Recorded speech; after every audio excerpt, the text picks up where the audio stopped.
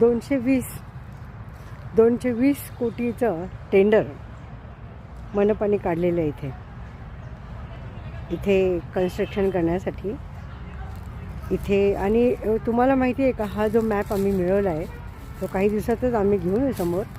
तर त्या मॅपमध्ये बंगल्यांची पण जागा आहे. 1 बंगला, 2 दुसरा बंगला, तिसरा बंगला, असं बंगले पण आहेत. तर आता ही जी जागा असते ही आखाड्यांची असते, आखाड्यांना ह्याच्यात करायची असते व्यवस्था.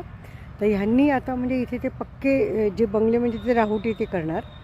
आणि कसं असतं, ही राहुटी जी असते म्हणजे आपण ती त्यांच्यासाठी आपण आतुरतेने वाट बघत असतो आणि त्यांना व्यवस्था व्हावी हे आपल्याला वाटत असतं.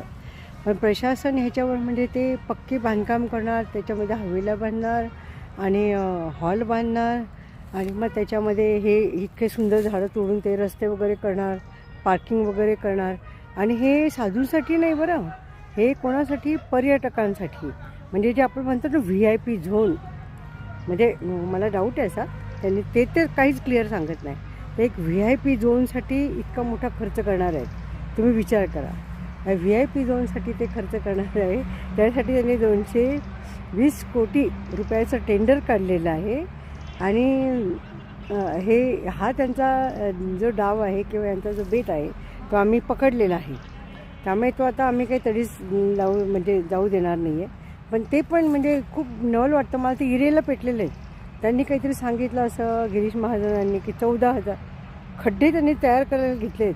आणि खड्डे आमच्यातलेच काही जण जाऊन ते बघितले, गोवर्धन जागे गावाजवळ ते खड्डे आहेत आणि ते इतके जवळजवळ केलेले आहेत. म्हणणं यांना वृक्षारोपण करणं हे म्हणजे काही खेळ वाटतो का? वृक्ष लावायला त्यात किती अंतर ठेवलं पाहिजे एवढं साधं माहिती नाही आहे.